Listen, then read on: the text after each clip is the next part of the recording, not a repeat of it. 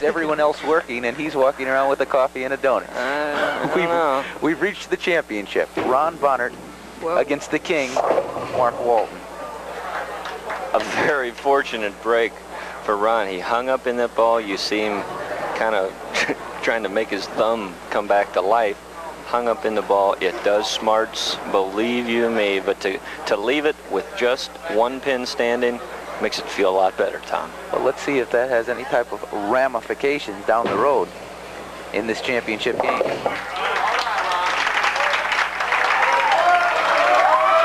So you hear the Cookie Monsters?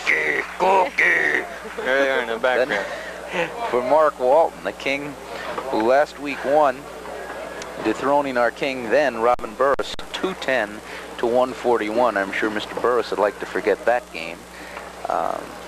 As Walton won on his home lane over there in Strikes and Spares in Deer Park. Well, Walton opens the way he closed last week with 10 in the pit. My little girl is going to be crushed. All this time she thought the Cookie Monster was big and furry. No one. Instead, he's little and furry. No one told her he had a goatee. This is what he looks like outside of his costume. And what a strike to open the match with. His shot has not changed since the beginning of the show because nobody's bowled on his side. Walt, frame 2. Boy, he's into his game today. Even more so than in front of the home folk last week at Strikes and Spares. Really, if you're going to open a match, this is the way to do it. Watch this ball, perfect, no deflection, straight through. The ball driving so hard, it's unbelievable. 10 pins in the pit, every pin doing its job. This guy's got a handful. Got to get on the horse right now. Little extracurricular activity there by one of the back row pins. I mean to tell you, let's see if we can pick up which pin it is on the replay. You're going to see at the last moment, it is the 3-pin coming out and getting a little help from the other pins running around to tip out the 10. He's not going to go home yet. He's 10 pins in the well with a strike working. Bohnert, third frame. There it is.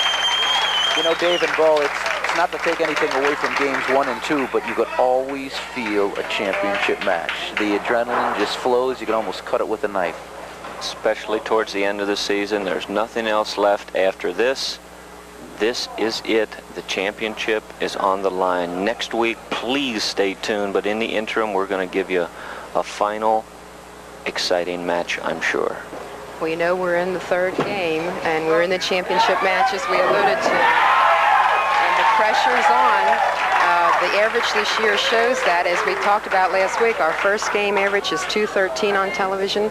Our second game average on TV is 210, and our third game average is 201. Oh, it's not Cookie Monster, it's Cookie Man. Okay. His followers. I've got it. Okay. His followers call themselves the Cookie Monsters. Well, this monster's got something going right here. I'll tell you what, he's got 3 great shots in a row to open the championship match. Let's see if he'll make it 4. Walton made his first appearance last week and obviously learned a lot. When I say his first appearance on the TV King. Obviously learned a lot as he came from the bottom of the barrel right up to win the King. This is it, the 4-bagger. What's he do? He throws another absolutely perfect shot. The last pin to go down, the 9-pin. The ball did the number on it. Here's Bohnert. Come on. Fourth frame. Boy, I'll tell you what, he knows what he has to do, and he tries to get it done.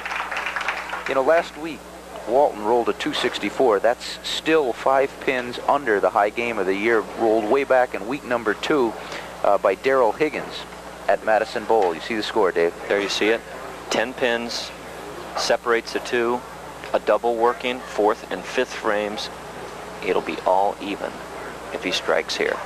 You know, our high game could be in jeopardy today, though, because, you know, Darrell Higgins still holds the high game with the 269 that he rolled at Madison this year, and 7-Up is giving us a black and white television for the high game on TV this year, and, of course, Jimmers Marine with the $11,000 bass boat with the Mercury outboard if a 300 game is rolled, and right now we're looking perfect through 4 for Mr. Walton. Well, that just put the whammy on him. Anytime you put any pressure like that on.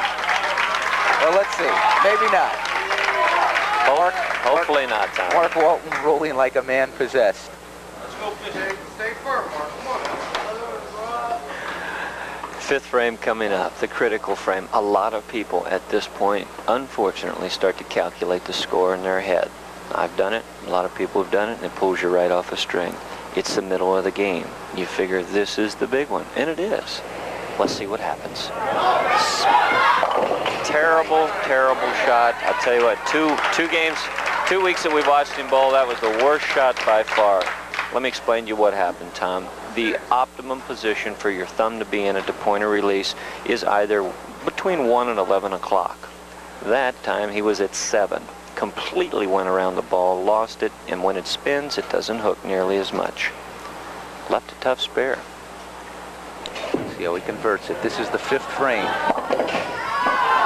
Boy, oh boy. We said it was a tough spare. By God, we're not kidding. The 1, the 2, the 4, the 6. Now watch what happens. The 2 pin will go straight back. The 2 into the wall, comes off and gets the 7, but the 2 should go into the 4 pin. Tough break, but he still retains the lead, even with a strike. Let's see if it slows Mark Walton down at all. Sixth frame.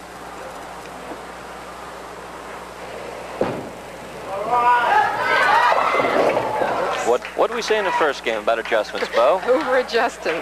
He came up light on the other shot, so this time he pulls the ball a little bit more to get it into the pocket, and it ends up going across. Now, should Ron Bohnert strike in the 6th frame, as you look at the score sheet, would give him 99, 109, 119, and a 5-pin lead. See what Mark Walton can do to hold off Bohnert.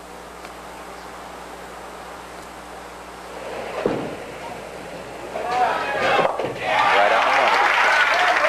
Well, we mentioned earlier that there were proprietors scattered throughout this nice crowd here at Loveland. We also have some sponsors here, too. We certainly do. Our good friends from the Hudepohl Brewery. We have Al Caturo here today again, and Bill Ryder, who is with the distributor for the Hudepohl products here in Loveland area.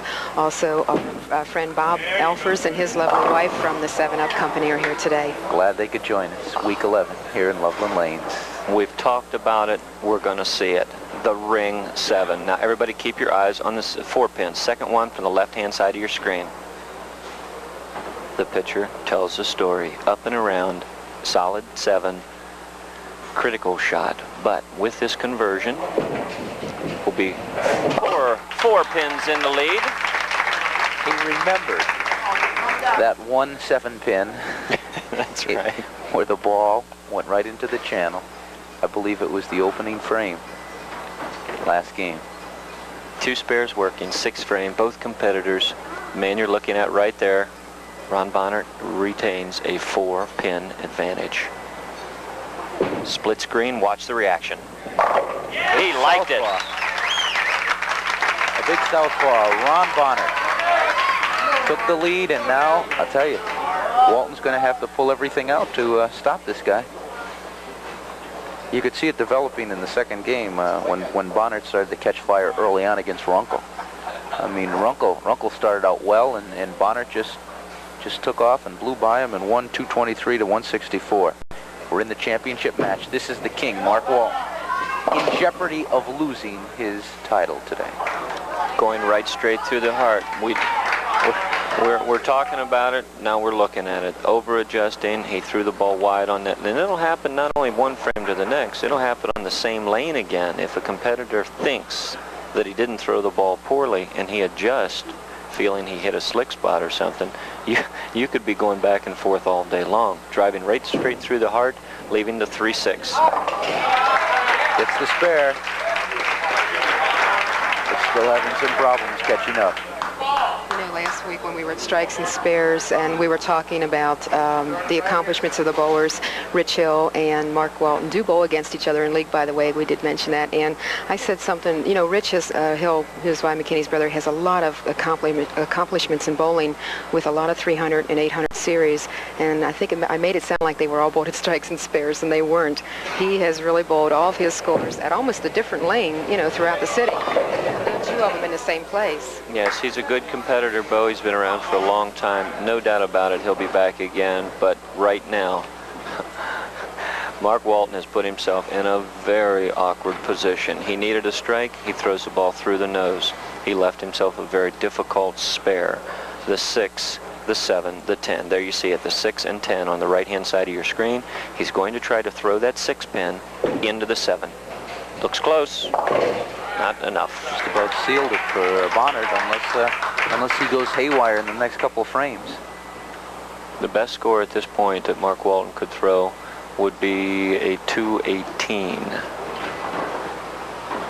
That would not be enough because right now the man you're looking at, Ron Bohnert, is on a 230 pace. Hit that thumb hole again. Did you hear that? Yeah. He's having a little trouble. He's looking at his thumb again. If you don't clear the thumb properly, obviously you can't complete your wrist roll and rotation, and the ball's going to roll a little funny. Right now, I think he's just happy to have one standing down there.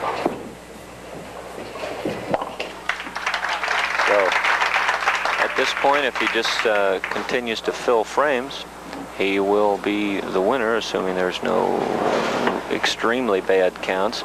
Right now, he is about 20 pins in the lead. And with 2 frames to go, he would have to have an open frame, and Mark Walton would have to strike out to win. You know, we're winding down, and this is the last regular week of qualifying. The king today does not automatically get seeded into the finals. So I thought I would mention that because whoever does end up being king will not be seeded. They will have to start over and roll the 6-game block next week. That's a good point, Bo. Watch this shot. He needs it to close him out, basically. He throws a great shot, his best shot of the match. 10 pins in the pit, everyone doing its job. That's the one he wanted. Now, Mark Walton, if he strikes out, would give him 88 in the 9th, 218 in the 10th.